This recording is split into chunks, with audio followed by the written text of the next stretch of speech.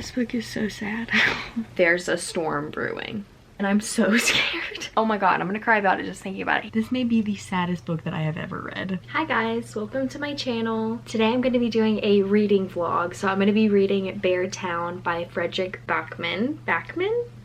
And I'm so excited because this is like such a highly anticipated read for me. I have heard so many good things about this book, so I'm interested to see my opinions, but I have a feeling I'm gonna like it because everybody else loves this book and it seems like something I would like. So let me get it. So this is it. I've read like 33 pages so far, I think. Yeah, I just figured it'd be nice to see how I feel about such a popular and well-loved book. I'm gonna take y'all along with me and we're just gonna read this book together and see how it goes. So yeah, like I said, I think I'm on chapter 4 right now. So I haven't gotten very far and that's why I wanted to go ahead and start this video while I was still like early on in the book. I think I'm on chapter 4. And so right now we're still getting the setup and I like the way he writes. It's definitely very interesting. I'm liking it a lot, but there's definitely things like little kind of metaphors that he puts in there that I'm like, you really have to think about that for a second. And I also think it's so interesting that this book was translated. You know, normally books that I read have started off in English. It's not even something I think about, but the opening little page basically said Beartown by Frederick Bachman, translated by Neil Smith. And I was like, what do you mean translated? So then I read the back and he's from Sweden. And I was like, huh?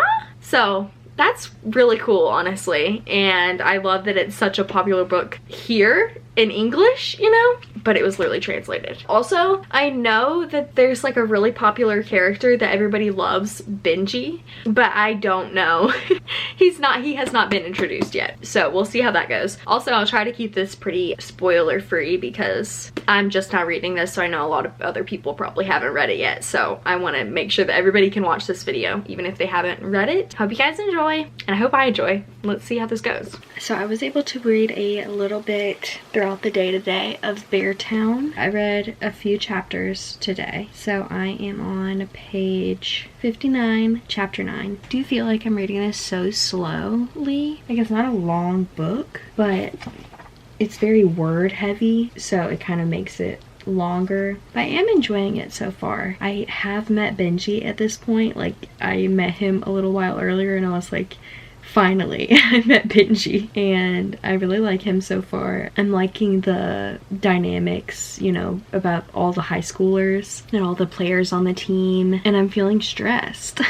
I'm stressed because I feel like a lot's gonna happen. Basically just seeing how everybody's really nervous about the game that's happening tomorrow, which I'm wondering if like this whole book is gonna be about like the lead up and then the game itself, or like when that's gonna happen, you know, because I'm kind of curious. I don't know yet the pacing of this book, if there's gonna be like a lot after the game or if that's like basically what this book is about, because the game's tomorrow, so this book's just gonna be one day or what. I don't know. I'm excited. I really think I'm gonna like this book. It's just definitely a slow build up, but not bad. Like, I'm enjoying when I'm reading it. It's just not much has happened so far. We're just meeting a lot of characters. There's a lot of characters and I'm kind of getting a little confused. Like, once it changes POVs, I'm like, okay, who is this again? But then I read a little more and I'm like, okay, I remember. Just given the context, you can kind of tell who the character is and what they're about. I'm enjoying it. I'm gonna keep reading.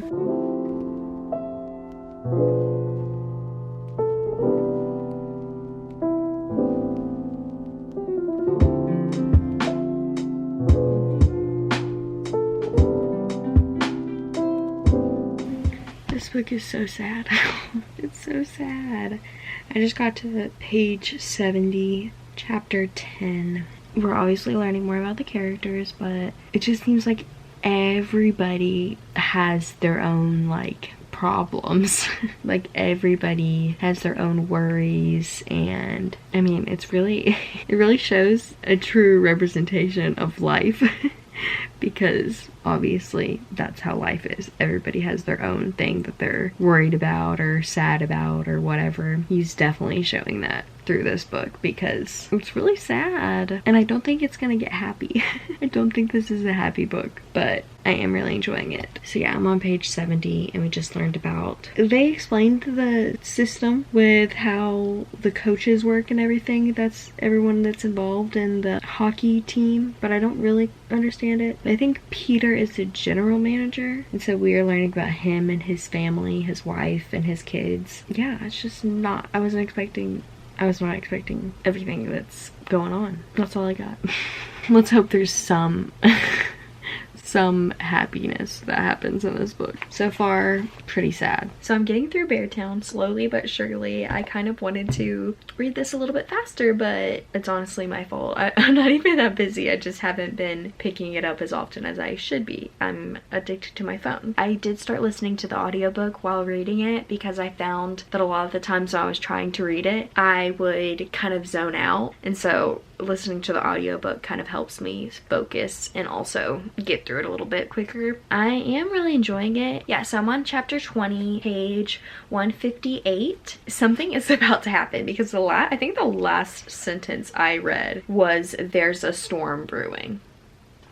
Well, I won't say what happens. Should I say what happens? Well, basically the game has ended, and that's what I was wondering was gonna happen. I was wondering if the whole book was gonna be like the lead up and like the very end be the game, or if the game was gonna happen and then there'd be a lot more left. So yeah, there is a lot more left because the game ended and there's still this much. They're about to go to this like after party type of thing, like with the teenagers, and I'm so scared. I feel like I know what's gonna happen and I'm not looking forward to that. Just from what I've heard, context clues type of thing, I feel like I know what's about to happen. But I did want to read some highlights that I have so far throughout the book because I love reading highlights because then you can kind of see, if you haven't read this book, kind of see what the book is about and how the writing is and stuff like that. So let me read this one that it was on 147. So it says, "Hockey is just a silly little game. We devote year after year after year to it without ever really hoping to get anything in return. We burn and bleed and cry, fully aware that the most the sport can give us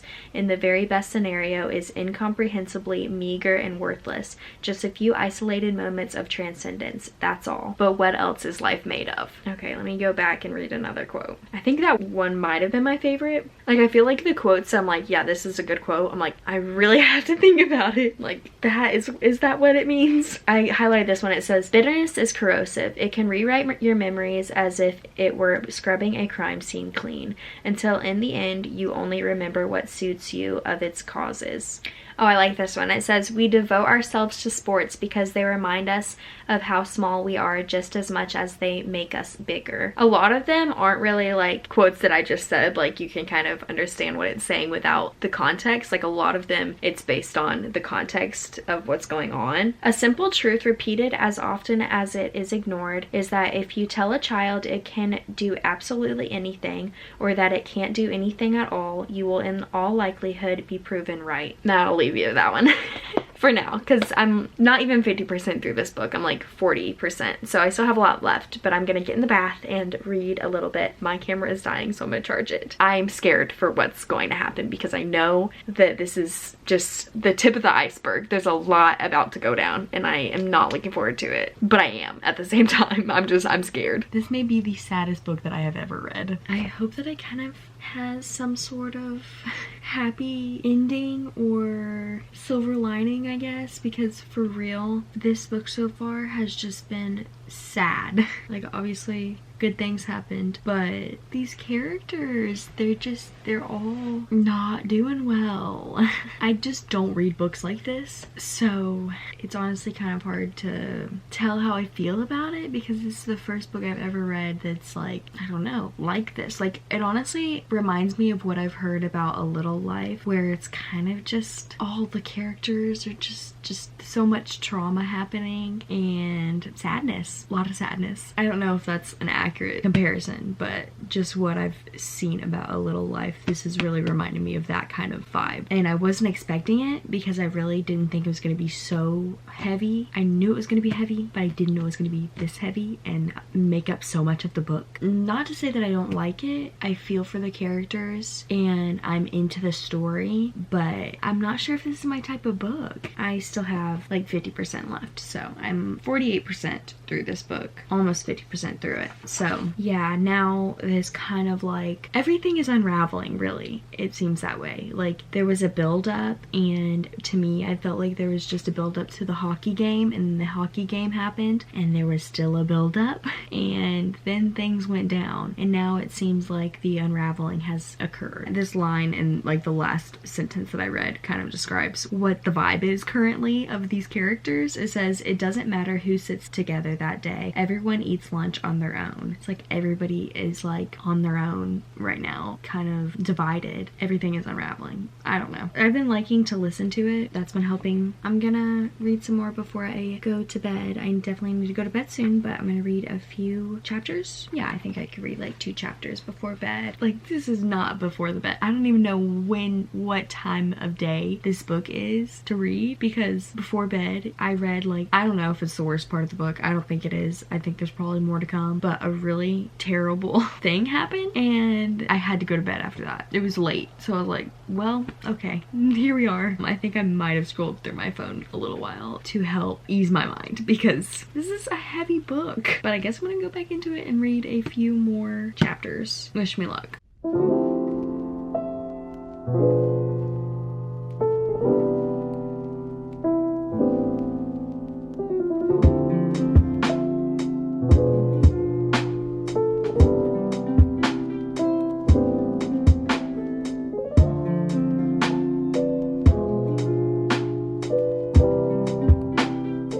Every time I've been picking up this book lately, I've been crying.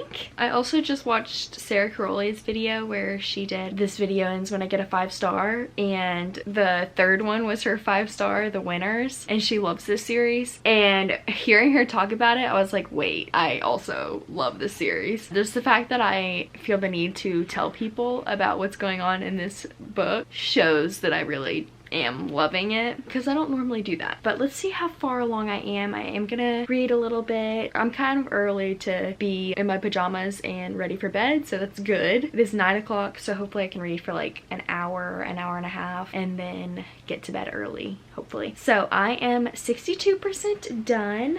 I'm on chapter 34, so I gotta move my bookmark to the right one. And then I do want to go back and annotate this book once I'm done with it. I have so many books though, because like since I mainly read on my Kindle, I have so many books that I have like highlighted on my Kindle and like bookmarked and stuff on here that I still need to transfer over into actual annotations on my physical copies. So this will just add to the list of books that I need to physically annotate. Okay, so we have this much left. Hopefully I can read a good bit before bed tonight. I'm crying at everything now. One of the characters, he just, oh my god, I'm gonna cry about it just thinking about it. He just adopted a dog. The reasons that he did, basically not giving anything away, but just because he knows his life is about to change and he is kind of just a very lonely person, so he adopted a dog, and it made me so sad to think about. Happy for the dog, obviously. It's good to adopt a dog, but so sad. I can't say anything, obviously, but now we're just kind of dealing with the repercussion. Oh my god, I can't say repercussion. I can't say that word. Now we are just dealing with the repercussions of the terrible event that happened. I don't think there's gonna be a light at the end of the tunnel for this one, especially since it's a series, which is sad, but I don't know. It's kind of funny because this book I really have no idea where it's going. Like, I don't know what's gonna happen. In most books, there's a goal that needs to happen by the end of the book, and you know at some point it's going to happen. This I have no idea. I don't know. Nothing could be resolved by the end of this book, and I wouldn't be surprised because there's 2 other books in the series. I would just love for everything to be resolved by the 3rd book. I really don't even know if Frederick Brockman is going to give me that. I really have no idea. But I do love these characters, and the way Sarah Caroli was describing it was very insightful, because she was talking about how well Frederick Brockman can write so many different perspectives. It's like he can write about being a parent, he can write about being an older person in this situation or that situation, or being a teenager. It's like he can give those different perspectives as if they're actual people, not just characters in a book. Like they feel like real people because of their real emotions that somebody in their position would feel. It really is very well done. And another thing she mentioned was how he'll bring back up sentences and kind of reiterate how these sentences relate to the story, how life is nothing but but moments. This book is literally just moments, and that's why it kind of just doesn't really have a plot really, or a common goal that we're getting to in the end type of thing, because it is just moments in life and seeing how people can deal with hardships in different ways. This is just such a heavy read, and I honestly wasn't expecting it to be such a heavy read, even though I should have expected it. I wasn't expecting it to be as heavy as it is. Nonetheless, I am enjoying the story, so I'm gonna keep reading now.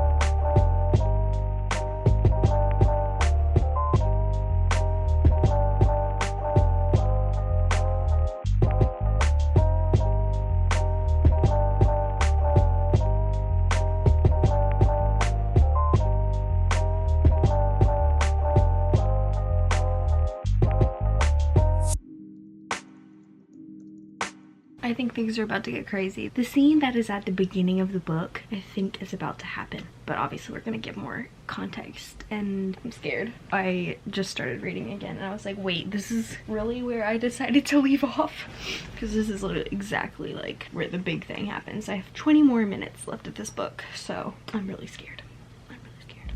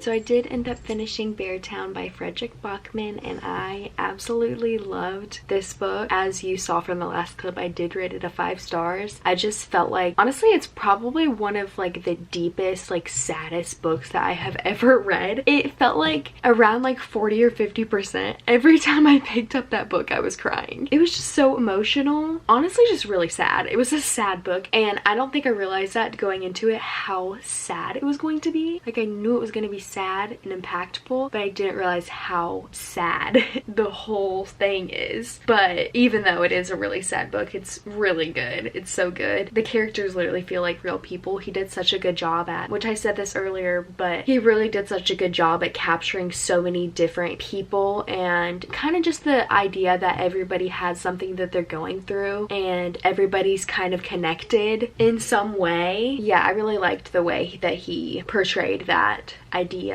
At some point I will read the second book and, you know, continue on with the series. There's 3 books, but I can't see myself doing that anytime soon, just because it was such a roller coaster of emotions, and I'd like to have a little bit of a happier read. I'm actually gonna start ACOTAR, which I don't know if that's happier or not, but I think reading a fantasy will kind of be a little bit more of escapism than reading something so real and emotional like Beartown. So I will be starting ACOTAR soon, but I'm doing a reading vlog for that, so hopefully that'll be up soon. But yeah, I did want to read some quotes. I know I read some earlier, but just some updated ones from the last, you know, percent of the book, because if I don't do it now, my quotes are gonna run out. So there's so many quotes. I'm gonna look through them real quick. Tell me why I'm tearing up right now just reading the quotes on it. I can't find I don't think I underlined the one that I keep thinking about, which is so frustrating. I'm literally really going to have to research it. Vito's barking. But basically, I guess I can explain it. I don't know if it's lame to just explain something without like sharing the quote, but it was basically saying when girls like sports, or I guess she was talking about hockey, she's like, girls aren't allowed to like sports if they don't know everything about it. If you say you like a sport, guys are gonna be like, oh really, who? And start like quizzing you on things about the sport. And that is so true.